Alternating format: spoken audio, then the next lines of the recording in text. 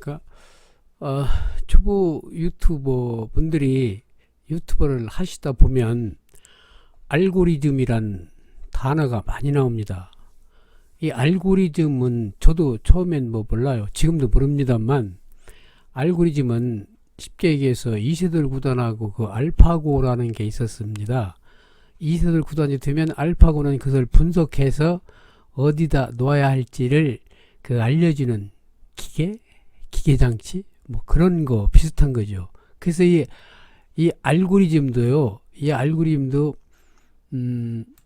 유튜버에서 유튜버들을 위해서 구동이 되는, 유튜버들에게 얼마나 도움을 줄 것인가, 그 도움을 줄 수 있는 하나의 구글에서 만든 그 알파고 같은 것이라고 생각하시면 이해가 좀 빠를 거예요. 그래서 제가 그 알고리즘에 대해서 이렇게 여러 가지를 생각해봐도 생각하면 생각할수록 잘 모르겠습니다. 왜냐면 제가 지금 3개월 하는데요, 정말 한심스럽죠. 구독자가 26명이라니 이거 가지고 유튜브 하겠어요? 그래서 이거 알고리즘이 잘못됐나? 알고리즘이 나에게만 무슨 불이익을 주는가? 그래서 생각해 보게 되죠. 노출을 많이 시켜줘야 그래도 사람들이 많이 보고 할 텐데 노출 자체가 안 되는 것 같습니다. 이 알고리즘이 과연 그 유튜버에게 어떻게 이익을 줄 것인가? 그 정답은 그런 것 같아요. 그 유튜버 선배님들이 하는 말씀들 중에 성실하게, 컨텐츠 좋게, 퀄리티 있게, 꾸준하게 하면 된다. 결론이 그겁니다. 그렇지만 그렇게 해도 안 되는 거예요. 제 입장에서는. 그 뭐야 이거 유튜브 알고리즘이. 그래서 알고리즘은 아마 이 채널을 보시다가 유튜브를 하고 싶은 분들, 그분들은요, 알고리즘을 처음에는 생각하지 말고 그냥 하세요. 하시다 보면 정말 알고리즘이 알아서 노출을 시켜줄 것이고, 또 그 노출 빈도가 많으면 많을수록 아마 구독, 좋아요를 많이 누르시겠죠. 여기까지가 제 아는 답이에요. 그래서 유튜브를 하다 보면 이 알고리즘이 정말 무슨 얘기지만 제 머릿속의 알고리즘인가? 그런 생각도 들었습니다. 그래서 초보 유튜브 하고 싶은 분들께서는 이 알고리즘이 굉장히 중요하지만 아직은 초보들에게는 또 별로 중요한 것이 아닌가? 그런 생각 들어서 이렇게 자신 없는 말씀을 드렸습니다. 이 알고리즘 분명히 유튜버들에게는 좋은 하나의 시스템 그런 거예요. 여기까지입니다. 그래서 열심히 처음에는 하시는 것이 바로 알고리즘에 가까이 다가가는 것, 그 정도만 말씀드리고요.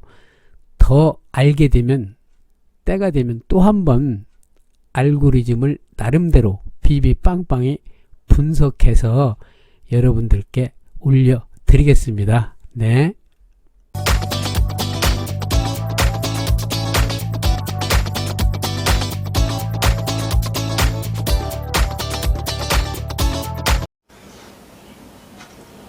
안녕하십니까, 비비님들. 투표 잘 하셨습니까?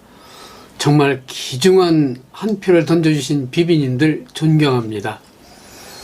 또한 비비님들께서 기표하신 분들이 당선되었기를 빌어드리고요.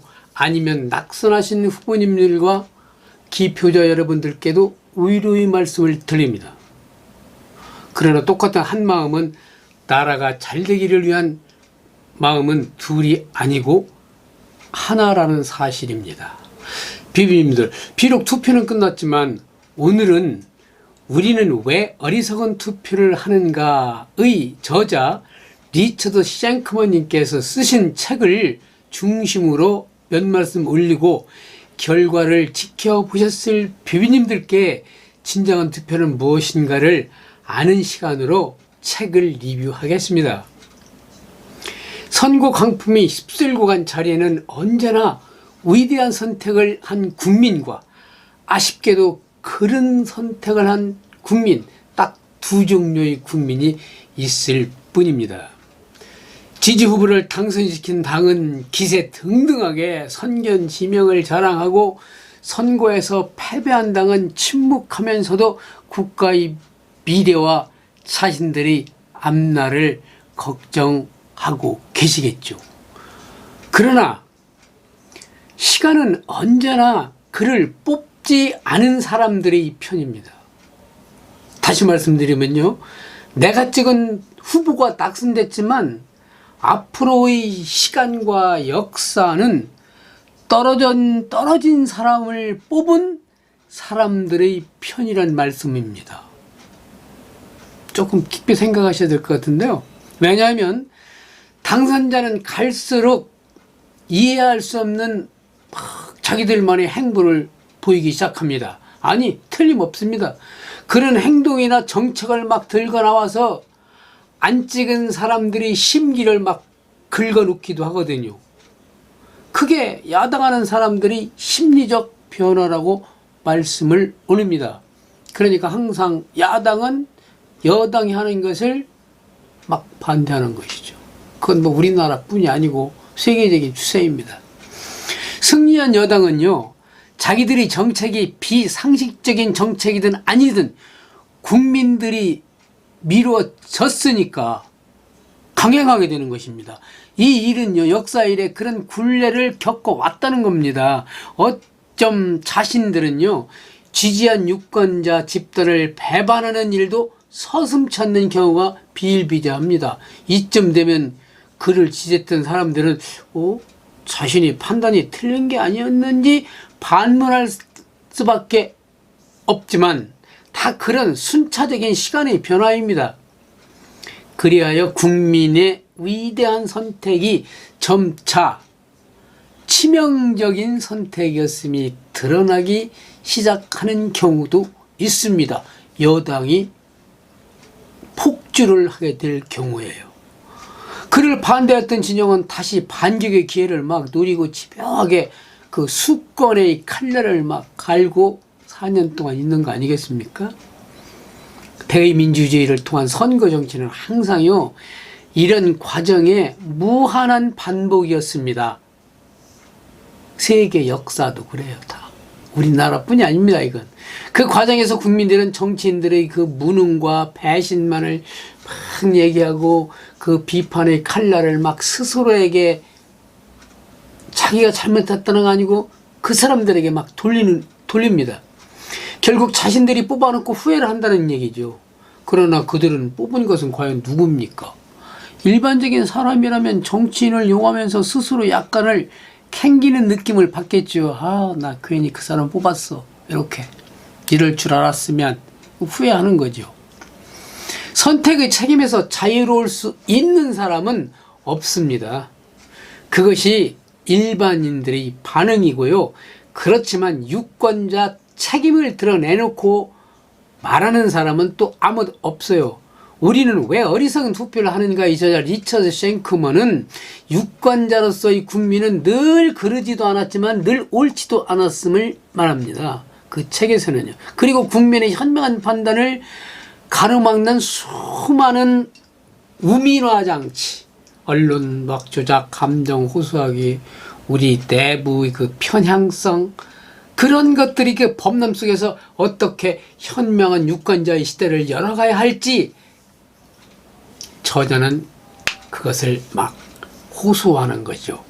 경쟁에서 자기 편은 모두 지적인 사람이고 상대편은 모두 무지한 사람이라고 가정하는 것은 자연스러운 일이지요. 그러니까 또한 이런 말을 하는 것은 정치에서 하나의 관례를 굳어져서요, 우리는 이런 식으로 사고하도록 길들여져 있습니다. 오늘 밤 그 당선자들은 당선 축하 파티를 막 할 것입니다. 그 자리에서 뭐라 그래요? 자신을 흠모하는 그 지지자들 앞에서요, 그 후보는 막 미소를 지으면서 유권자들이 현명한 선택, 위대한 국민이 승리라고 다 말합니다. 그렇게 말합니다. 다른 나라들 그렇게 말해요. 그래서 막 화내 막 손들고 막 그러잖아요. 그게 국민의 승리일까요? 역사적으로 여야는 바뀝니다. 만약 그가 다음 선거에서 진다면 유권자들 보고 국민의 승리라 할까요? 그것은 아무것도 아니에요. 놀라울 정도로 빠르고 규칙적으로 일어나는 그 변신입니다. 그게 변신. 그러나 승리하는 날 밤 흥겨운 그 분위기 속에서 어느 누구든 후보자의 그 과장된 주장에 이의를 제기할 수는 없습니다. 그런 생각도 않습니다. 당연히 축하를 해줘야죠.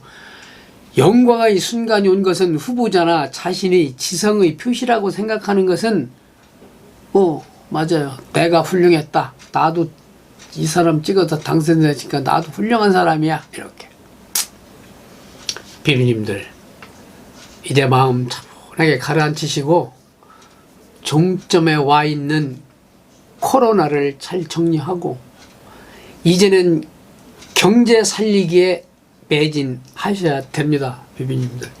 오늘 뉴스에서요. 2008년 세계 금융위기 이래 제일 적은 4월 수출액을 발표하는데요. 그때 비해서요. 무려 28%가 감소했대요. 그러면서 아나운서는요. 이제부터 시작이라고 한 그 멘트가 귓전을 울립니다. 비비님들. 이제 서로 힘을 합쳐서 경제 난국에서 발벗고 서야 할 시기가 도래했습니다.